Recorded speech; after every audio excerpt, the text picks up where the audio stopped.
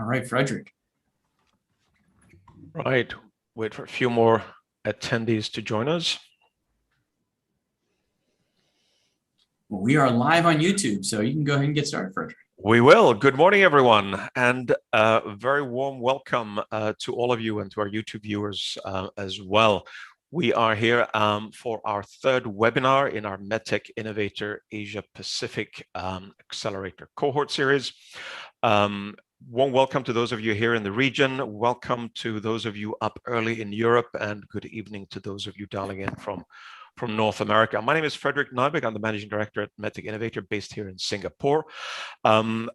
Quick recap, we are hosting these webinars, as you are probably aware, every Wednesday, 10 a.m. Singapore time. The first 60 minutes of this panel discussion will be live streamed on YouTube. That will be followed by 30 minutes of closed-door Q&A with our cohort companies. We just wanted to remind you as well that next week's topic is product design and development, specifically from the point of view of medtech startups, of course. So don't miss that. And with that very brief introduction, let me hand over to MedTech Innovator CEO Paul Grand for today's session. Paul. Hey, thank you, Frederick. So welcome, everyone. I'm Paul Grand. I'm the CEO here at MedTech Innovator. For those of you who've never been here before, welcome. This is a combination of a opportunity for our cohort here in the MedTech Innovator Accelerator to have a discussion with some of the experts in the space. And it's an opportunity for us to share information with people broadly in the world, whether they be in APAC or other locations, to learn all about what it takes to become a successful medtech company. And I can tell you that we're very lucky here at MedTech Innovator. We're the largest accelerator in the world for health technology. We are able to bring the world's leaders in innovation together with the largest companies in the industry, and most importantly, the people, as I said, that we need to be successful. And of course, capital is a huge part of the life of a company, whether you're in any industry. And particularly here in the medical technology industry, it is that much more important. This is not just a tech sector where you can have a bunch of guys in a room and code up some software and take the world by storm. We have clinical trials and all sorts of things that need to happen to be successful, and that takes capital.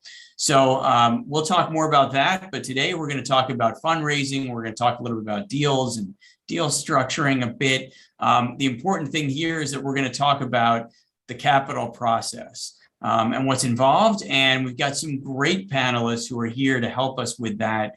As we always do in the MedTech Innovator webinar series, as Frederick mentioned, you can go to our medtechinnovator.org website. It's medtechinnovator.org/APAC Live. And that is where you'll find the whole series of webinars, the ones we've already had and the ones that are coming up. Also, you'll find bios on our panelists for today and other information. So we'll be meeting them in a moment and they'll introduce themselves. But before we get into that, I just want to remind everybody, so there's two ways to interact again today. If you're here as part of the MedTech Innovator cohort, you're here live on Zoom, you can put your questions for our panelists into the Q&A function. If you want me to clarify something during the discussion, put it into the chat. If you're on YouTube Live, you can just use the YouTube Live chat, and that will get relayed to me, and I will try and ask our panelists your questions during our first hour. At the end of the first hour, we'll go to a private Q&A with just our cohort. So that's how we're going to do this. I'm going to start off and introduce our panelists for today. Now, one of the things that is very important is that we've got a mix of panelists. We've got a combination of investors and also one of our startup company CEOs or one of our emerging company CEOs. And he'll be here to share with you some of the experiences from his perspective. So we're going to get both kind of the startup and the investor side of the discussion today, which I think will be really great. So let's go ahead and meet our panelists. I'll start off first with Joseph Mocanu, who is the managing partner at the Verge Health Tech Fund. He's been everything from a startup company founder, worked at Oliver Wyman for a while, and he's now an investor. So Joseph, you want to tell us a little more about yourself than I just did? Tell us about Verge Health Tech Fund as well. Sure. Thanks, Paul. So the need for Verge kind of arose out of the fact that we didn't see any VCs that really invested at the very beginning of the journey, at the seed stage, in these entrepreneurs that are trying to solve some really big health tech challenges, or rather some healthcare challenges.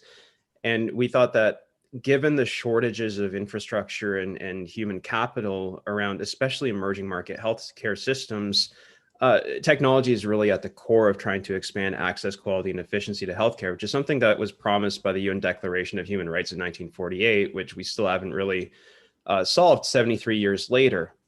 So I started as an angel investor when I was at Oliver Wyman, then realized I need to do this full time. So I found some like-minded individuals. We put together a fund in 2018, and now we're proud to say that we have 14 companies across almost every single continent on the planet except Australia and Antarctica. Maybe we'll remedy the Australia part in the coming years, but Antarctica, I'd love to see a startup in Antarctica. That would be pretty cool, but unlikely at this point. So we invest both in digital health and in medical technologies, usually around clinical grade IoTs. Great, terrific. Great to hear you've got 14 companies now. Last time I checked, it was 12. So that is terrific. And I know you've invested in some of the companies from MedTech Innovators portfolio, which we'll talk about in a little bit. So, so that's even more relevant. So great to have you here, Joseph. Thank you. And let's move on to our second panelist. So Mark Wang, partner at Pureland Group, has also been at PricewaterhouseCoopers in the past, and he's an investor, so he'll tell you about that. Mark. Yeah, thanks a lot, Paul, and it's a pleasure to be here to see Joseph Azran again.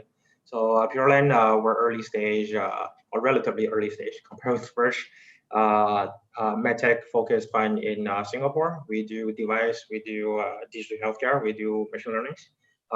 Similar to Verge, anything that we find successful can inject value into patient care and systems, save lives, reduce demand supply gaps. And it is an impact fund given the nature of the healthcare. So for developed countries, more about patient outcomes, efficiency, reduction in costs. With emerging markets, if you travel enough in India, you'll see there's so much healthcare gap issues.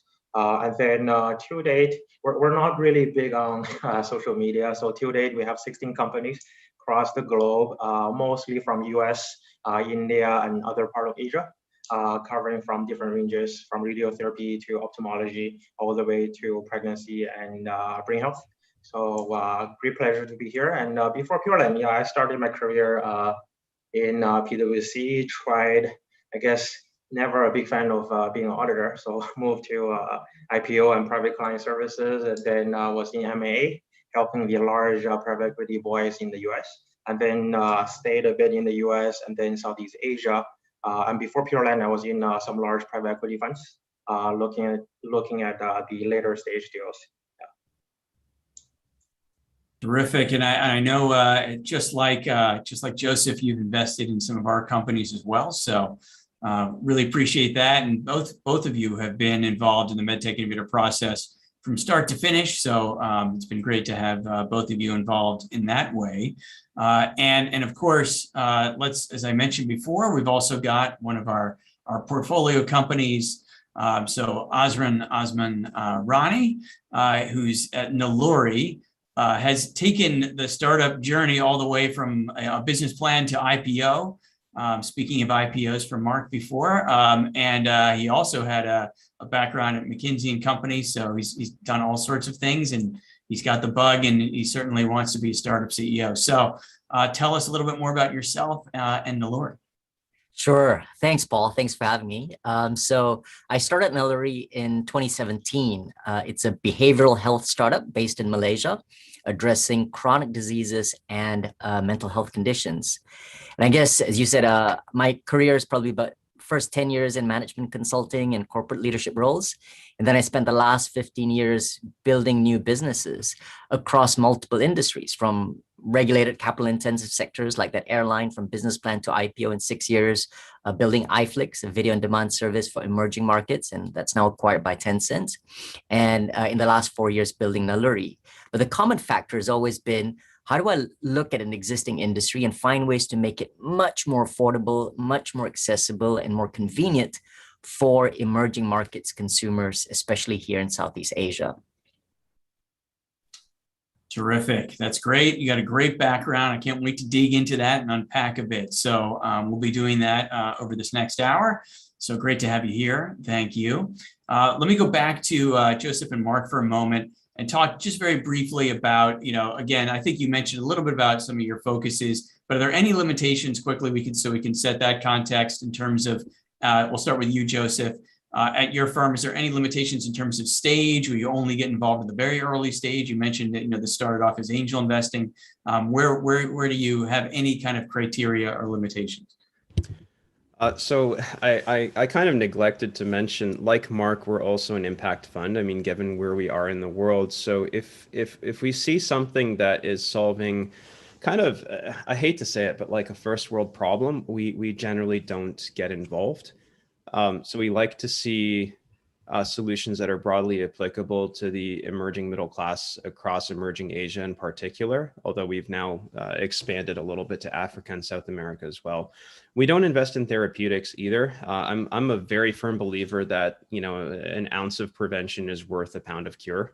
So we really focus earlier in the disease stage to try to make sure that people are aware enough and can be intervened in their health to the point where they don't need to go to the hospital. Undoubtedly people will get sick. There'll be acute events, but we tend to stay away from the inpatient setting. We like to operate at the home, workplace, or GP office. And the other thing that we do have to be pretty disciplined about is the stage.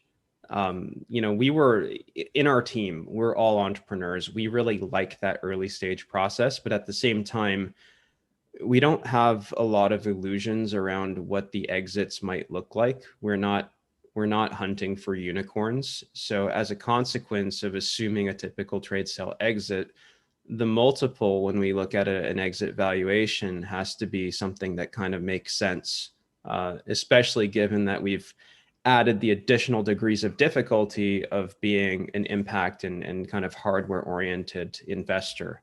So that's why we really like the stage where we play at, because I think that's where we can still get the multiples that our investors expect of us while still having the social impact and the potential for it. Excellent. So you've got that in common with Mark on the social impact side. So, and Mark, any other limitations or criteria that people should know about? Yeah, I guess we're slightly more flexible than Joseph in terms of stages. So we definitely do early stage. So from seed after a prototype, we're happy to take on something that will take a longer time to grow. But at the same time, given like healthcare companies, especially sometimes the devices, often are not as popular, or it takes a longer time in the earlier stage. So we need to prepare enough funding for them in case in the middle, if they're bootstrapped, or if they need capital to really grow and hit and pass a milestone before a larger fund is willing to come in.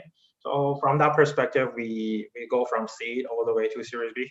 And then from the first tickets, that's also often, although we prefer the earlier stages, but actually since the COVID times, we were doing slightly more post-revenue companies in the Series A stage or the bridge rounds. And another difference is, I would say, we're okay with developed countries. I think there's healthcare, every country, the problems are different. So often, even with a similar technology, you are approaching different regions at a totally different angle and solving different problems. And obviously with things like remedials will be a good example we can share later, like how they target India is definitely an access problem, but then how they shift it into US is something completely different. In terms of mandates and hard no, usually we don't touch drugs because I think the fund size and also the complexity, we don't really have enough experts to understand and evaluate. Yeah, I think rest are pretty flexible. So all of the 16 companies now, we finally did one class 3 device. So I think we officially ventured into the large clinical trial stage companies, and also we have touched things in Ayurveda. So yeah. All right, great, good. Well, that's very helpful for the context. So, so let's go ahead and talk a little bit to Azran here. So, Azran, so you're a digital therapeutics company, that's right? And so when we think of your focus, I know you've got everything in the chronic disease lens, right? Is kind of where you're going. Mental health, I know, is also a big area for you. Any other areas of focus for you? Well, I think for us, it's trying to reimagine healthcare delivery. And we like to think we're trying to build the foundations of healthcare 3.0 beyond telemedicine. Because if we define healthcare 1.0 as care that's delivered in physical premises like hospitals and clinics, and healthcare 2.0 are the telemedicine or telehealth marketplaces that connect patients to individual doctors, we believe that healthcare, specifically for chronic conditions that you mentioned, needs to be reimagined to solve 4 problems. I think first, both 1.0 and 2.0 are reactive and transactional. You wait for patients to get sick and then care is delivered in a transactional or episodic consultation or treatment. But the chronic conditions require continuous care over months and years. But if patients have to keep setting up appointments and connecting with their healthcare providers, that starts to become costly and inconvenient. And I think second, both 1.0 and 2.0 are siloed by specialization. Like you book a session or go for a consultation with a cardiologist who focuses on your heart, or a gastroenterologist for your gut, or a dietitian for what you eat, or a psychologist for your mental health. But these chronic conditions are deeply interrelated. And so we're trying to pioneer a coordinated multidisciplinary team that cares for that patient through over a period, addressing their healthcare holistically. So it's not about specific therapeutic verticals, but how do we provide that care as a coordinated team? And I think third, healthcare today is largely still pay for service, but not necessarily pay for actual health improvements or outcomes. And this is frustrating payers, the employers and the insurers who see their medical costs go up double-digit rates every year, yet people are still getting sicker. So we want to move care models to one that's based on success or outcomes. And I think lastly, specifically for emerging markets that Joseph mentioned, there's a dire shortage of healthcare professionals. So using a live consultation model like telemedicine, where the doctor or psychologist sees one patient at a time, that puts a constraint on the number of patients that they can serve. But by trying to use AI tools to augment decision support systems, create self-monitoring and learning, can increase patient reach by up to 10 times. So these are the problems that we're excited to tackle beyond just specific therapeutic verticals. We got a great vision. So, so tell us about your traction to date, your where you are in terms of stage. Okay, well, I guess we went live in 2018, and at that point we were only serving 3 corporate clients, 2 insurers and one of the largest corporate employers in Malaysia. But that gave us the initial results and references and allowed us to expand in 2019 to about 30 clients. And then 2020 came, and initially COVID was very tough because things came to a grinding halt in around March and May of that year. But after that, mental health became such a pressing concern, and we tripled our revenue and growth from pre-COVID days towards the end of 2020. And now I think we serve about 100 corporate clients, still majority in Malaysia, but we do now have teams that serve clients in Singapore and Indonesia, and also initial delivery teams in Thailand and Philippines to serve some of our regional clients who need that multi-country ASEAN coverage. And are you, just in terms of the distribution of your team, are you all in Malaysia? Are you all across Asia Pacific? Where are you? So the core team, especially the whole product development team, my corporate team, we're all here in Kuala Lumpur, Malaysia. But each of the countries, Singapore, Indonesia, for example, Thailand, Philippines, will require their own local psychologists or dietitians and doctors because of both local requirements, but the importance of localization of that care delivery in language, culture, lifestyles. Even between Malaysia and Singapore, they don't translate easily. Terrific. All right. Well, we'll get more into your company a little bit. So let's go back. Let's go back and talk about investing for a moment, just kind of the market. So I'll come back to you. Let's say I'll start with Mark here. I'm here in the U.S. and in the U.S., Silicon Valley Bank just put out their latest data. They track what's happening in terms of funding and M&A. And they have the latest report that just came out this week, which we're going to be talking about in more detail coming up in another webinar in terms of the detail behind the report. But in the US and in Europe, healthcare fundraising has been booming. Health tech had a huge surge, $14.6 billion in invested capital in this first half of the year. Diagnostics and tools were 7.7 billion and devices were 4.6 billion behind that. So the market's been booming. I'm curious about what you're seeing in terms of trends in Asia Pacific in those sectors. So health tech, diagnostic tools, and devices. And also I've heard that valuations are pretty crazy. So I'd love to hear your perspective. You know, are you seeing similar trends in Asia Pacific, and are valuations crazy in Asia Pacific as well, at least on the health tech side? So let me start with you, Mark. Yeah, sure, thanks. I think the trends are definitely similar, but then you cannot really treat Asia PAC compare with as a one country compared with the US. So definitely when you look at Asia, I think China, India, and the Southeast Asia needs to be viewed separately. And even with Southeast Asia, right? Like it's not as easy to tackle like every country like a cookie cutter. But then COVID, I think definitely helped to bring patients outside of the hospitals. And as in the US, there's a new trend called hospital without walls. So when they were building new hospitals, for example, I think in the past, we're really thinking how to put patient outcomes and also value-based healthcare in the center, and to see how to map the hospital journey from that perspective. But since COVID, any of the new hospitals that's not built, for example, in UK, St. Mary, they're reimagining and revamping the whole process, right? To put patients outside of the hospital shares if it's not necessary. So there's a shift in the healthcare trend into digitalization, and also that's strengthened by the investment thesis for future healthcare. I would say Asia is very similar in that perspective. So like we think of on-demand healthcare backed by AI, machine learning driven decision-making supporting systems, and also maybe blockchain-backed EHR in the future is run by dedicated healthcare medical device to bring that patient experiences, right?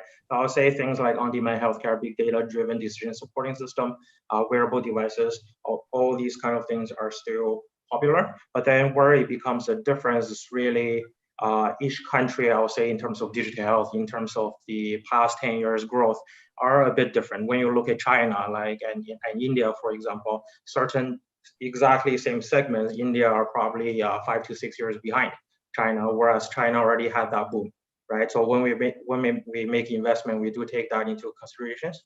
And I think a very interesting question you brought about valuations. Well, it's never really a science, but more like an art. So similar to US, I guess later stage companies, definitely the value are going up. Like you've seen Teladoc purchase the Livongo for, I think, $18 billion. And then those kind of price were never seen in the history in the past, right? But and then usually attractive companies, and depending on certain geography, like the Valley, I think because there's more capital than sometimes startups, so you do see a higher multiple and things. But then in general, of the earlier stage, I would say VCs are still, we're still popular at the moment, and especially because of COVID, there's a big shortage of funding for medical device, and there are some delays. So still keeping us busy. Good to hear, Joseph. Your thoughts? Yeah, I think, you know, the default answer is it depends. As Mark did mention, in APAC, there's great heterogeneity, but you do have some very large markets. And I think when it comes to the investment trends / valuation, you see a bifurcation in the category of health tech investments. You've got your platforms, then you've got your kind of narrow specific applications / medical devices. And I think on the platform side, you are seeing some fairly, maybe, I don't know if frothy is the right word, but maybe it's similar to the US, where you have a lot of capital that's chasing that J curve, thinking that they're going to get into that exponential. And it could very well be the case, because with platform, you rely on sheer numbers and you rely on getting a lot of capital to get that, you know, defensive moat of money around you that's going to prevent anyone from, taking your pole position. So if we look at Indonesia, case in point, you've got HaloDoc raising $80 million, which is a very substantial raise for a part of the world which has a country that has similar population to the United States, I guess about a third lower. It's the fourth most populous nation on the planet, if I recall correctly. But the healthcare expenditure pales in shadow in comparison with the United States. So you are seeing a lot of optimism and hope. You also have a lot of liquidity and, people that want to get in onto this next big trend. Whereas if you are in the earlier space, you're doing a medical device or something that requires certification, that's a lot more difficult to understand. And your addressable market isn't going to be nearly as high as the promise of what these platforms would do. Similarly, on valuations, in markets that have, say, over 1 billion people, which is China and India, you're pricing in the populations in the valuation, which is why you're generally seeing them being quite a bit higher than what you'd see in, say, a European country, even another Southeast Asian nation.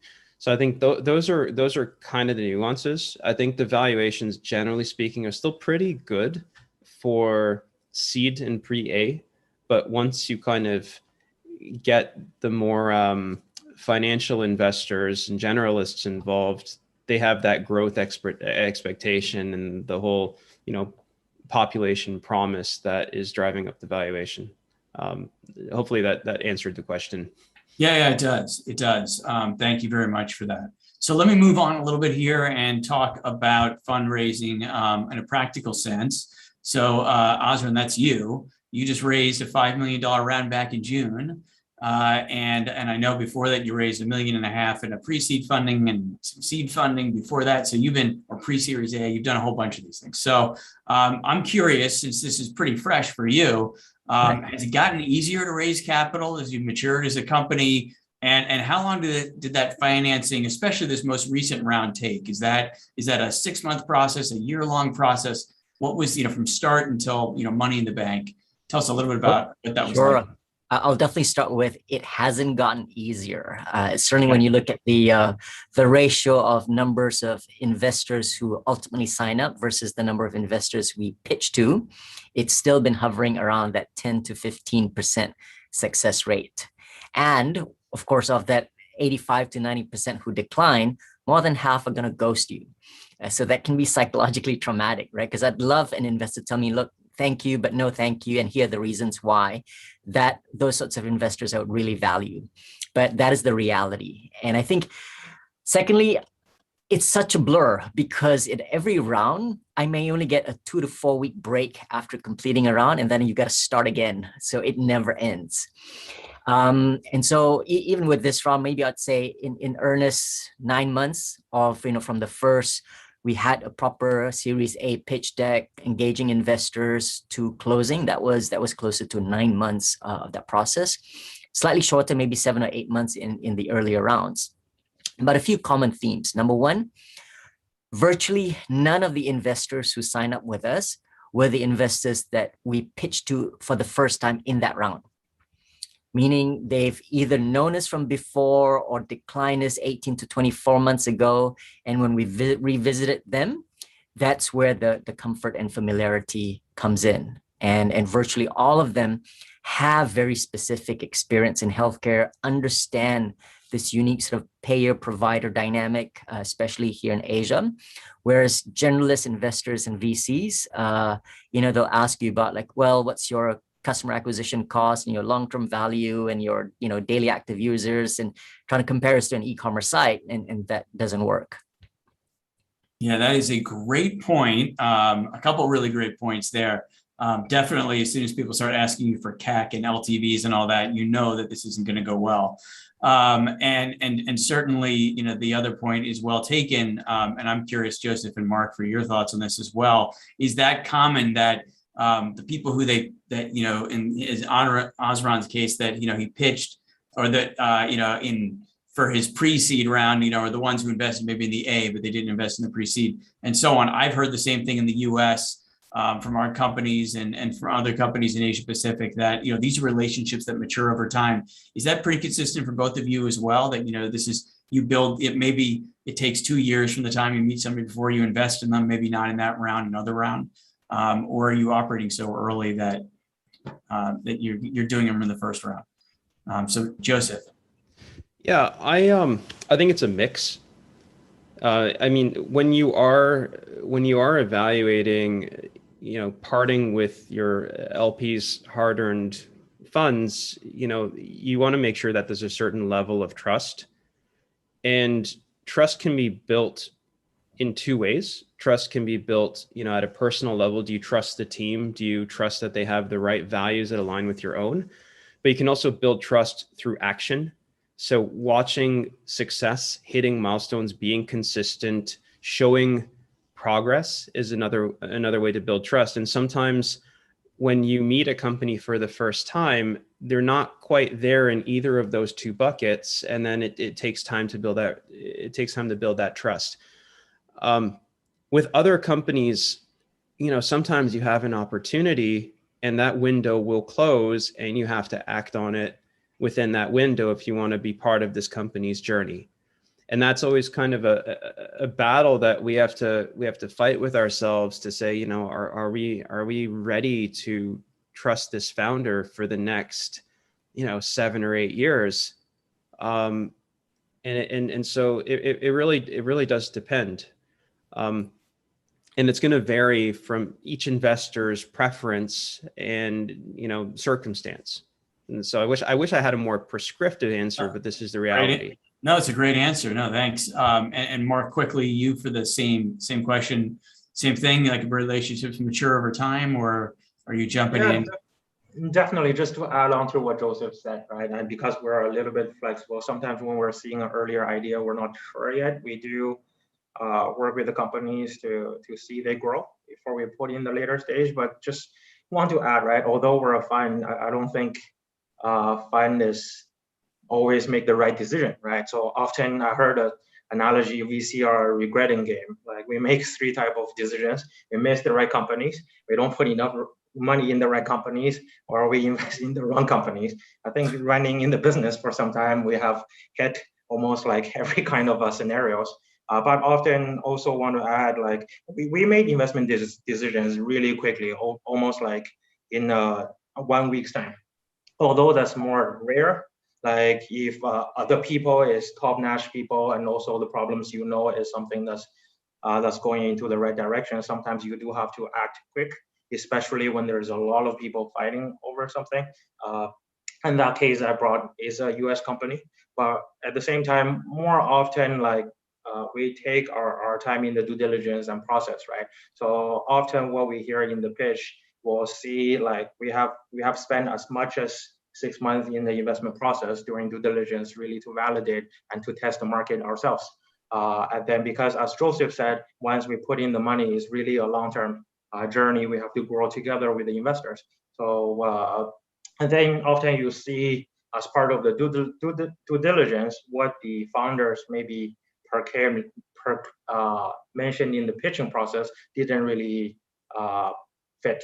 So then that's also when you change your decisions or revisit in the future. Yeah.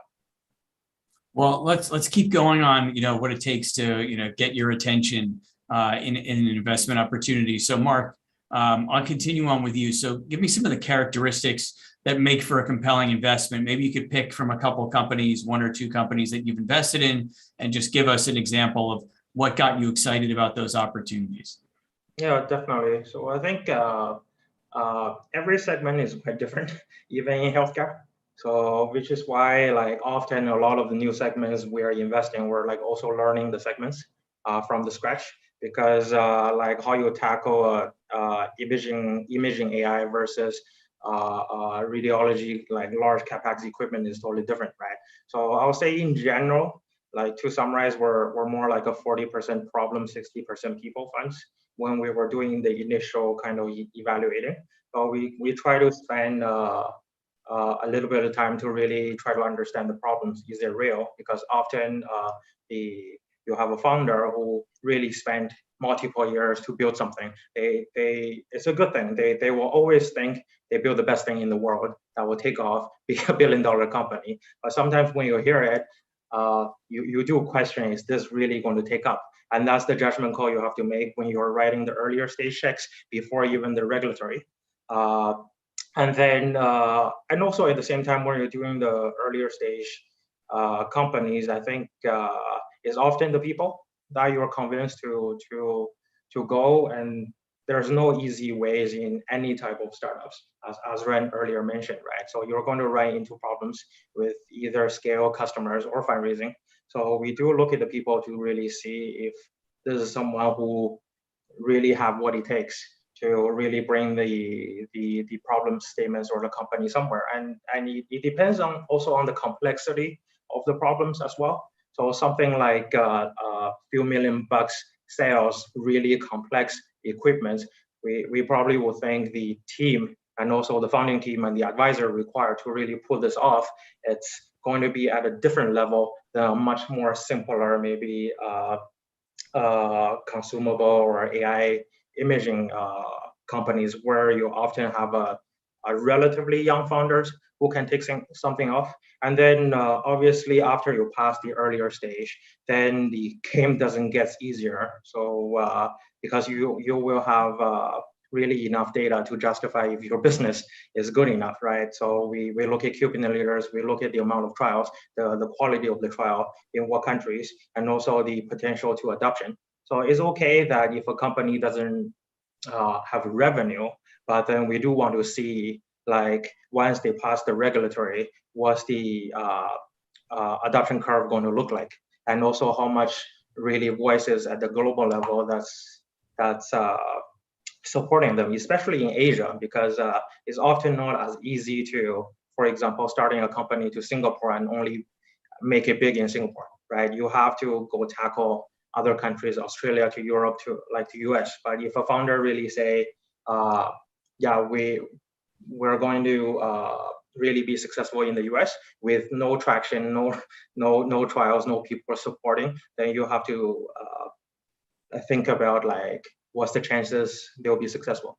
So yeah, a lot to think about, a lot of things to cover, and certainly, as you said, people are at the core of all this, whether they be patients or people are the team that you're betting on. You know, it's a big part of this. So happy to give some examples after Joseph. Yeah. So Joseph, love to hear your thoughts on what makes what makes for a compelling investment. What boxes are you looking to check, and ultimately, what makes a great investment for you?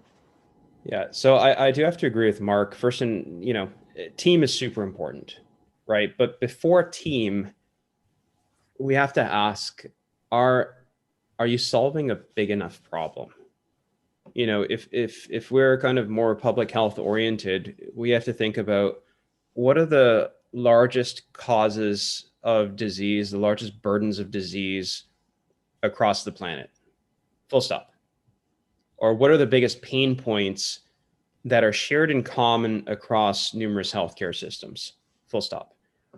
And we have a mental model of what some of these problem statements are and what some of the diseases that we want to help tackle are, which is why if you look at our portfolio of 14 companies, 6 of them are actually outbound. Now, and I know that there are different operating models as an investor. Some like to see opportunities come to them. And certainly when we look at who pitched us, I think it was like 85% of the opportunities were inbound, 15% were us reaching out to companies. But when it comes to our actual investments, it was 43% outbound that we actually approached the company to try to get to know them versus, 57% that were inbound. So that's the first step. Are you solving a real problem?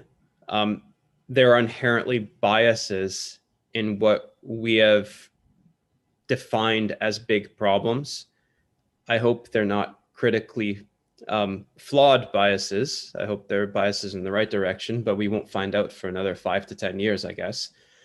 And then, of course, team is super, super, super important. And this is where, healthcare is a little bit unique in that it's a very complicated industry. So we do look for that clinical expertise, the technical expertise, as well as commercial. And if you're missing one of them, you can supplement it through advisors or, people that would consult for you as training wheels. But ultimately, after a stage of funding, you need really all three internally within the company to be quite successful. Then you also have, as Mark pointed out, you need to understand the motivations of the founder. Are they a missionary or are they a mercenary? And healthcare is not a domain for mercenaries. There are much faster ways to make money, right? So you have to make sure that they're really mission driven and that they're doing this for the right reason. And they're prepared to take a painful 10-year long plus journey potentially. I mean, there's always stories of early exits. That's great. But this is an industry that's not for the faint of heart. So we need founders that are also quite resilient and have an element of grit. And at the same time, because healthcare is so complex, there is a chance that your initial hypothesis may not be right. So how coachable are you as a founder when you hear the feedback from the market, from your critical stakeholders, to change direction and even be prepared to pivot completely? So one reason why we like the seed stage is that it's a heck of a lot easier to pivot when you haven't, raised $25 million of capital and are going full steam ahead in one direction, right? So this is generally what we look for. And of course, the tick the boxes, good governance, haven't been convicted of any crimes, et cetera, no shareholder disputes within all that. But I think you could say that for any investment. So that's kind of the key things that we do look for. Oh, and of course, do you have an edge with your solution? Because you can be the right team, you can solve the right problem, but is what you're doing, competitive and sustainably so? Sorry, that's a pretty big one as well. Thanks. And Mark, did you have a follow-up that you were doing? You wanted to say I think for the audience, I've been thinking what Joseph was saying, right? And if I can use two words to really summarize some of the key things we have to have with founders. One is integrity, one is execution. So integrity, I think everyone knows, don't want to get into too much, especially you're in healthcare, right? But execution, a lot of times you do find the earlier founders overpromise and say a lot of things. But then as you do go through the due diligence, you realize like things doesn't really go according to plan, right? And then things fall apart. So I'll say it doesn't matter what stage of the company, like really execution is one of the skill that entrepreneur needs to have. Like whether it's taking an idea into prototype, from a prototype into a small stage company, into an enterprise. So for example, one of our core anchor investment, the CEO once told me, like, Mark, someone has to kill me before completing that delivery on the installation. And then among the COVID, they made it happen, right? Literally, they said before Christmas, and then they made it happen before Christmas. And that's how you build trust. Versus if some entrepreneur tell you milestones, but then never hits them, then from a funding perspective or from a VC perspective, you definitely start to form that perceptions. And it doesn't look good for you as you're trying to raise money. All right, great. So we only have about 15, 17 minutes left in this first hour. So I'm going to try and cover a bunch of topics quickly. And I want to remind our cohort as well for the Q&A that comes up at the end, please start putting your questions into the Q&A box so we can make sure we get to those quickly. Azran, I'm going to go back to you. And I want to just talk quickly about investor selection. So I know your Series A was led by Integra. They're in Singapore, which is great. And you had a lot of other investors from other countries. So, quickly, just kind of how did you, arrive at Integra as the lead for your Series A, and what characteristics do you look for in your investors, especially in this later round? Or, it's a Series A, but it's still, you've had a couple of rounds behind you already. So, was there some thinking, and you've done this before, this isn't your first time. So what do you look for in investors? Well, I think specifically with Integra, three things. Number one, they are very emerging markets and impact focus, and that resonated with our mission. Number two, the general partners there had very deep understanding of the specific payer provider health economics dynamic that we were trying to solve, probably maybe second only to Joseph in terms of the deep industry understanding. And that, when we really enjoy conversations about how challenging the problem is and how we need to look at it differently. And also he had an understanding of the individuals involved, because we have 3 strategic investors in our rounds, right? And typically strategic investors come later, probably Series B, Series C onwards, but some have come in earlier. And for Integra to know them personally and understand the motivations and where this could take to, I think that counted a lot. And lastly, because they were the 3rd potential lead investor, we had 2 other offers that we declined. And obviously valuation was one of the key issues. And what really struck us about Integra was they said, look, we could just, argue about whether it should be 20% lower or, accept the number that you want. But actually what matters is we need to look at what would it take for all of us to succeed in the next Series B round. And the way they framed both the deal structure and their commitment basically said, I'm not going to be too fussed about what number you want in this round, but I want to make sure that we're aligned to succeed in that next round. And that for us was truly distinctive compared to, a couple of other leads that we decided not to go with, who were very focused on trying to get the best possible valuation for them at that round. So you talked about, what you're going to do to be successful for that next round. So let's talk about milestones real quick and stick with you. So what milestones are you going to be accomplishing with the Series A, and also how collaborative were your investors in deciding on the milestones for the Series A? Well, I think, with Series A specifically, I think a lot of it was getting to that 1 million annual revenue run rate mark to demonstrate some measure of product market fit, to be able to show that we can get traction outside of Malaysia. I think more importantly, as all of them think about what's the story for Series B, right? Can we still maintain strong revenue growth? Can we really show that our gross margins and unit economics are really growing to the point where there's a very clear path to profitability, and that the AI and the product is driving that? Third, definitely going well beyond Malaysia. So hopefully we can get Malaysia to, maybe even less than 50% of our revenues.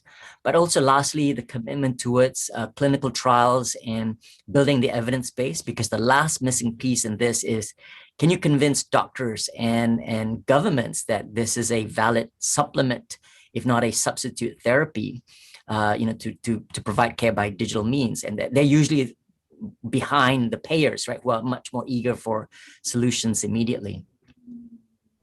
Great. So, Joseph, any comments in terms of milestones? Now we've heard a little bit from Azran. So when you look at your early investments, you're getting in there pretty early. What are you expecting a company to achieve? Let's say, and let's stick to, like the device space for a moment. We'll start there, device, and we can get into others. But what are you looking for a company to achieve in that first investment, or is it different every time? Is it, how do you think about those?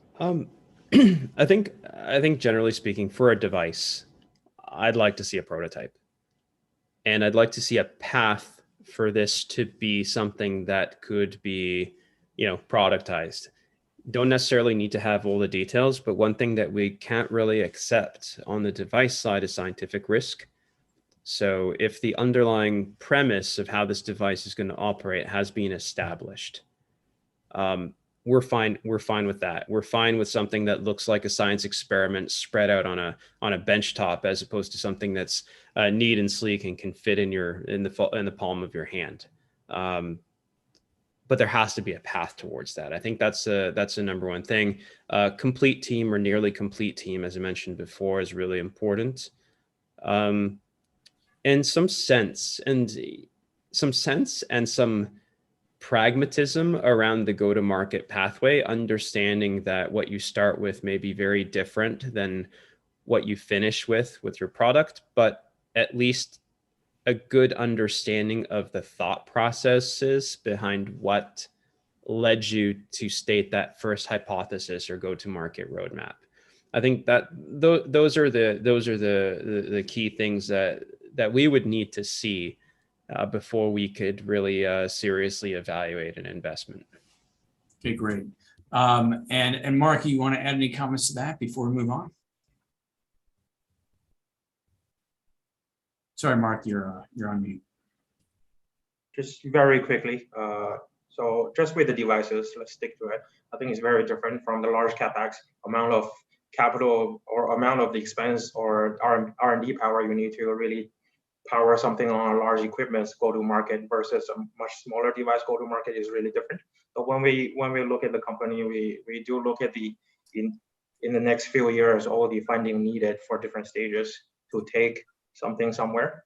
But at the same time, I think what Joseph earlier mentioned on the problem statement is very important. Is when I first started this journey in healthcare, I made a mistake thinking if you take just a pure R&D or prototype company into commercialization, then obviously the value of the company would appreciate, and then it will become easier to attract more fundings, because healthcare in nature is a little bit more defensive.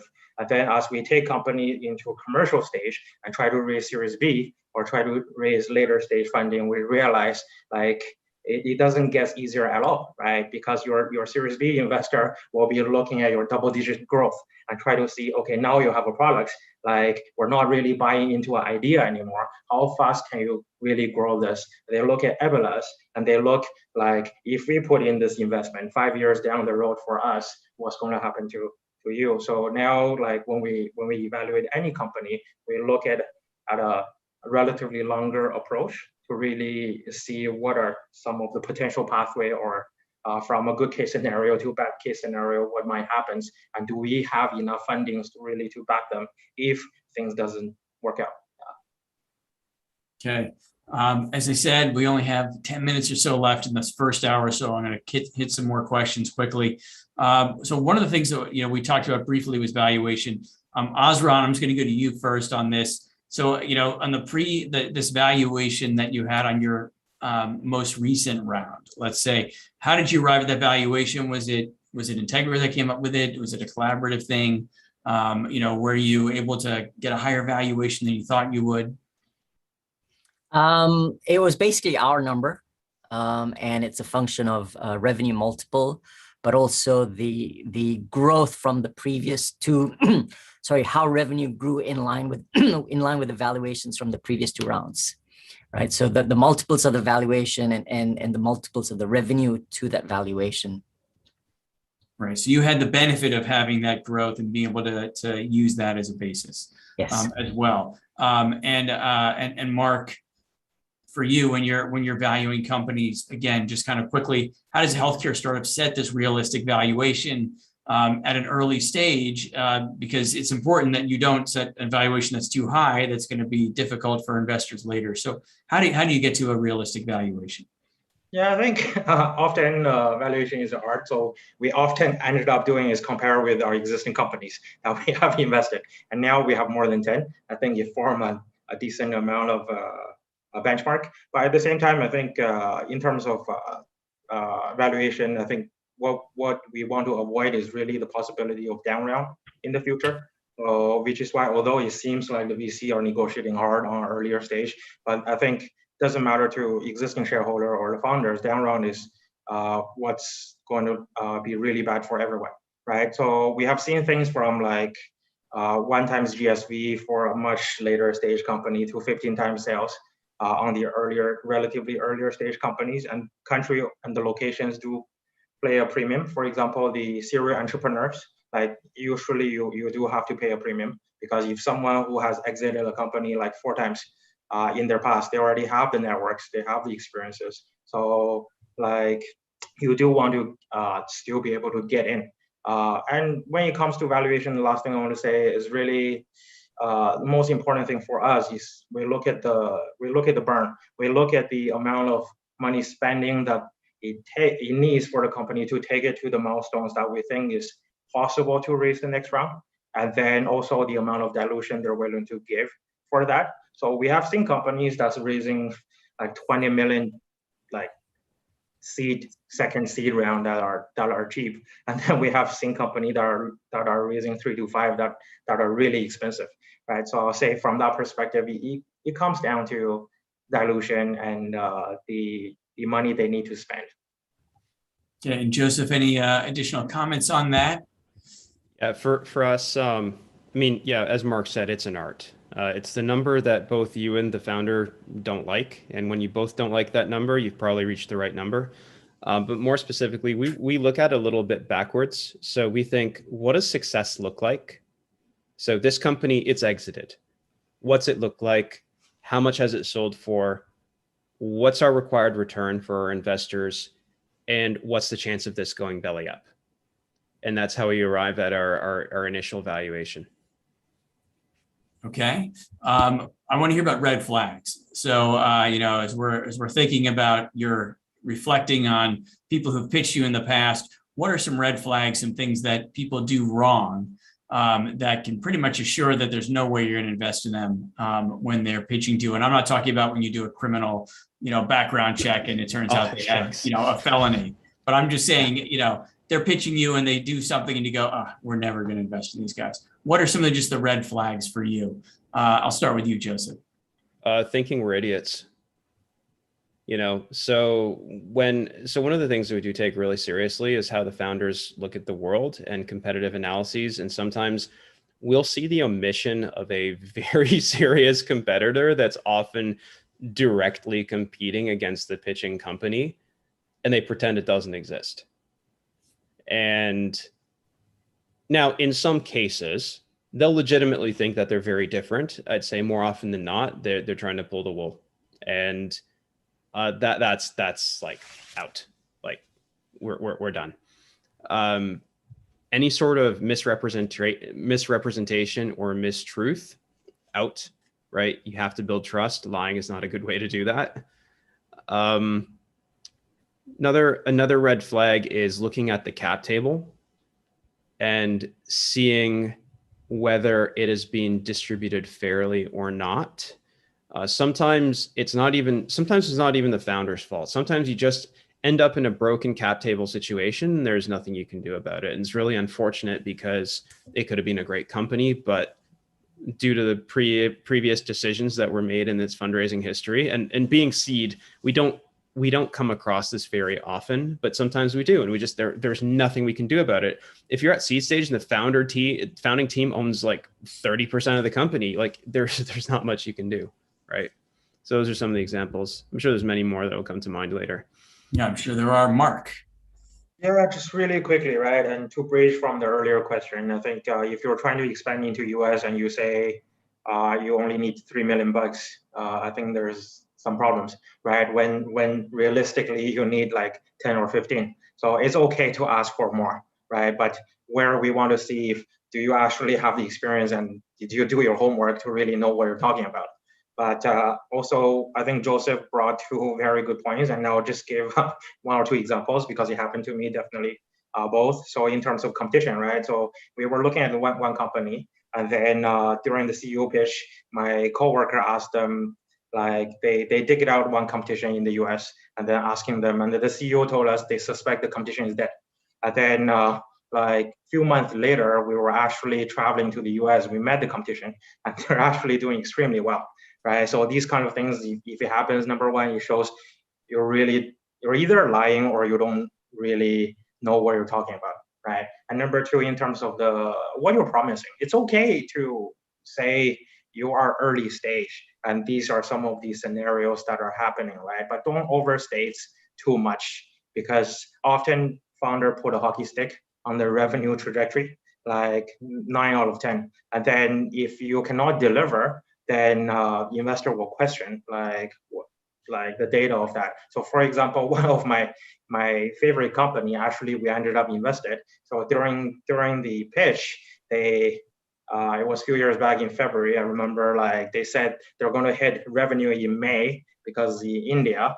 And then we ended up investing in October because of the due diligence and because of certain things happened in the wrong structure. And then they were still haven't hit revenue because the clinical trial were delayed, right? So that's like we gave you 7 months on something you really said you would do. So I still make fun of the CEO nowadays because of it. And then we can pull up the pitch, and then he literally told the entire investor during the pitch this is going to happen. So. All right, that's good. It's good. It's good to get the feedback. Azran, so as we're getting here to the close, I want to hear some tips from you. So, you've been through this a number of times and even pretty recently. So what are some tips that you have for entrepreneurs who are, in similar shoes as you, that you think would help them in the capital raising process? I think number one, the importance of warm introductions rather than reaching out to investors cold. So that's probably one. Number two, looking out for feedback, right? I think investors who are generous with feedback, even when they reject you, they will likely come back again in subsequent rounds. But those who ghost you and not interested, those are the people that are not worth your time. Those would be the kind of two immediate things for me. But lastly, law of numbers. If you're not willing to see 100 investors, you're not going to get the 10 that you want. That's very well put. And as you said, you had to pitch a lot of people to get those investors. So that resilience and persistence and be willing to call on a lot of people. And as you said, take notes. That is a huge tip that I hear from everybody all the time. Keep lots of careful feedback. Make sure you're following up. And yes, we don't want people ghosting you. So, and if they are, then you can tell other people and warn them. So that's good. Entrepreneurs do talk to each other, by the way. So please make sure to take advantage of that. So I'm going to close here with some final thoughts from Joseph and Mark. And also I want to make sure that if people want to reach out to you, you also tell us how to contact you. So I'll start with you, Mark. So tell us any closing thoughts that you have, anything we didn't talk about that you want to make sure people know briefly, and also how people can find you. Yeah, I think a lot of people are fundraising, and including our existing portfolio company. I think Azran brought a really good point, and I want to just share again. It's really important. Number one, don't give up. Like often it's like I have seen companies raise money. Obviously, they reach out to the funds and then was ignored. And after tried a few times, they eventually get into somewhere. But at the same time, don't. One of the most important tips I learned is don't bet on anybody, and just wait for someone. Because, for example, if you wait for 8 months or 10 months waiting for one investor that's potentially going to invest in you, and if they pull the plug, I think it's going to cause some major damage to your company. And we have seen things happening to outside portfolio companies, to existing portfolio companies, right? So if you talk to any serial entrepreneur, you'll realize one of the important trends they have is they don't wait, right? They're always talking to a new investor, try different possibilities. And then if someone doesn't work out, or they become a bit slow, sometimes when you have a term sheet on the table, you go back to them, momentum or things will change. And at the same time, when you're talking to, because Singapore, there's not as many healthcare investors like Verge. So when you're talking to investors, you often need to reach out to other countries and try to get to know them a bit better. When you pitch to US funds and versus when you're pitching to Singapore funds, is actually a very different culture and momentum, right? The way you say things and also the way you present your pitch are actually very different. Like, for example, when you're talking to a US VC and you say a lot of things that make you sound you're not sure of what you're doing, or it doesn't show really the confidence, you often lose interest very quickly.